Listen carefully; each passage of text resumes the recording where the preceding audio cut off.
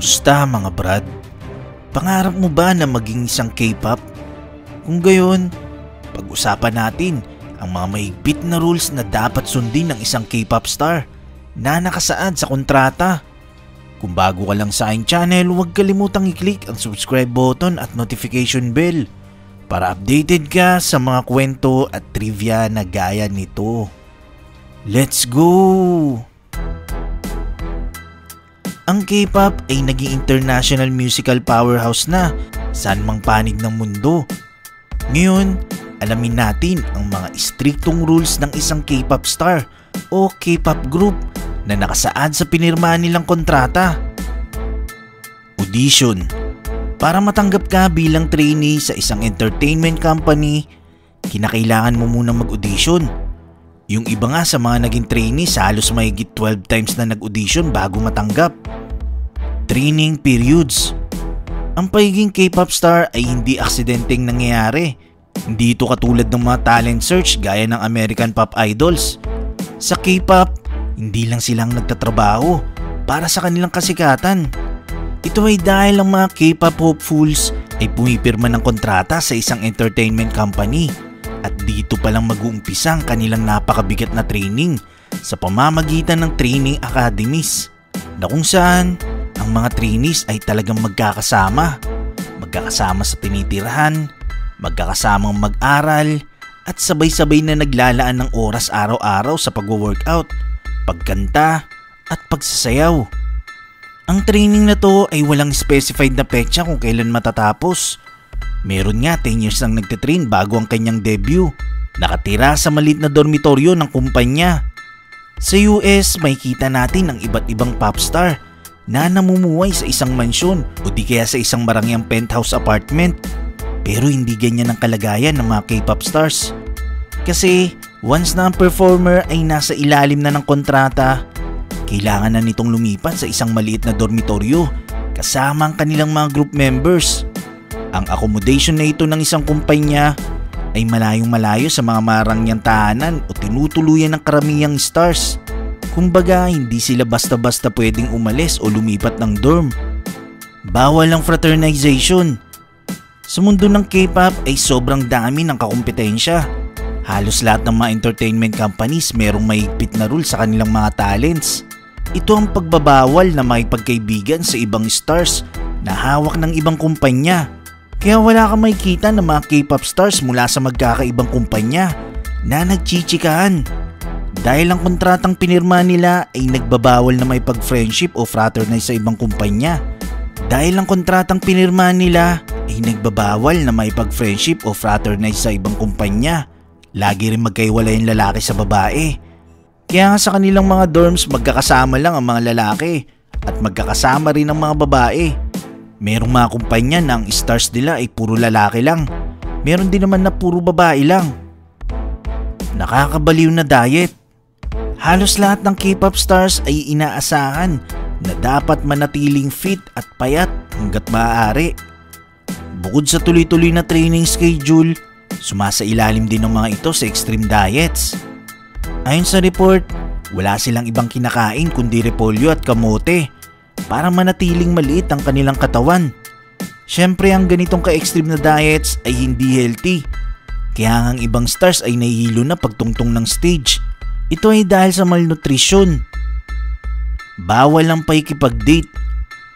Ang K-pop stars ay hindi lang minamanage ang kanilang karir ng kumpanyang may hawak sa kanila, kundi halos kontrolado rin ng kumpanya ang bawat aspeto ng kanilang buhay, maging sa pagkontrol sa mga itsura nito. Kumbaga hindi sila malaya na gawin ang gusto nilang gawin sa sarili nila.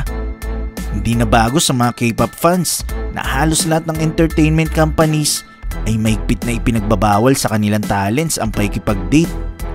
Ang rules na ito ay para ma-encourage ang kanilang stars na mag-focus ng maigi sa kanilang mga karir. Plastic surgery. Ang plastic surgery ay hindi na bago sa mga K-pop stars, lalo na't namumuhay na sila ngayon ng naaayon sa mata ng publiko.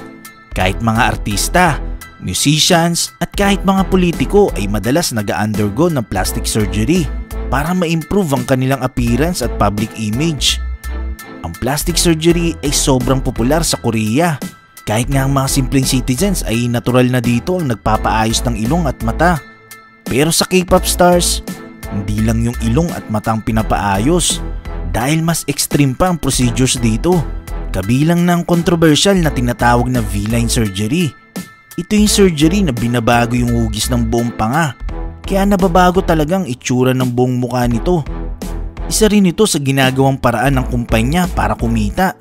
Ang kanilang talents ay nagiging modelo at bahagi ng advertising campaigns ng mga clinics at surgeons para i-promote ang plastic surgery. Bawal uminom ng alak at bawal manigarilyo. Wala kang maririnig na binalitang K-pop star na nagkalat o nanggulo sa mga bars o hotel rooms dahil sa sobrang kalasingan. Ito ay dahil kasama ito sa kontratang pinirmahan nila na bawal silang uminom ng kahit anong alkohol, hindi lang para ma-maintain ang kanilang slim na katawan, kundi para maiwasan din ng maaaring kahihiyan sa publiko dulot ng kalasingan. May mga entertainment companies din na pinagbabawal ng mga K-pop stars na manigarilyo. Bawal lang nightclubs. Dahil lang mga K-pop stars ay bawal manigarilyo, bawal uminom ng alak o kahit na may pag-usap sa opposite gender, wala ring saysay sa kanilang pagpunta sa mga nightclubs. Pero actually, bawal din talaga sa kanila magpunta rito. Bawal lang cellphones. Ang buhay ng isang K-pop trainee ay mahigpit na minomonitor at minamanage. Madalas, kapag once na pumirma na ng kontrata ang isang trainee, ay kinakailangan na nilang isurrender o iwan sa kanilang kapamilya ang kanilang mga cellphones. Ito ay paraan at bahagi ng pagpapatupad ng kanilang polisiya na nagbabawal sa kanilang talents na maipag-date. Ang public image kasi ng bawat trainee ay bahagi ng kanilang brand at essential para sa future success nito bilang isang K-pop star. Bagong pangalan. Once na matanggap sa training para sa entertainment company ang K-pop hopefuls, nawawala na sa kanilang pinaka-basic aspect ng kanilang personal identity. Ito yung kanilang pangalan. The moment na pumirma na sila ng kontrata, ang bawat K-pop stars ay agad-agad na mabibigyan ng number na ma-assign sa kanila. Kumbaga para bang inmate number sa kulungan. At itong number na ito ay dala-dala nila hanggang matapos ang kanilang training. Usually nagtatagal ito 5 to 10 years. Matapos yun, kapag finally nakapagsimula na sa kanilang debut, dito na sila bibigyan ng tinatawag na stage name at kailangan nilang mag-agree na yung stage name na binigay sa kanila, yun na yung dapat na lagi nilang gagamitin sa public at never na nilang gagamitin yung totoong pangalan nila o birth name. Walang privacy.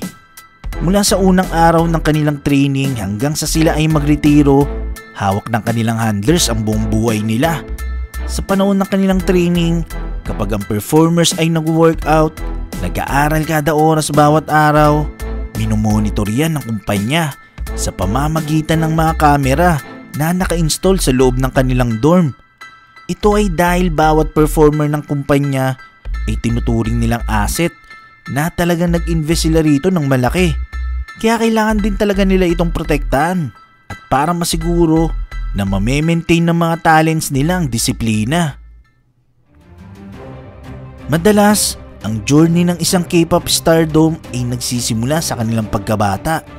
Ang ibang K-pop stars, iniiwan na nila ang kanilang tahanan at pamilya sa edad na 9 o 10 taong gulang. Ito ay para matrain na sila ng maaga ng mga entertainment companies at makamit ang kanilang minimiting pangarap bilang K-pop star.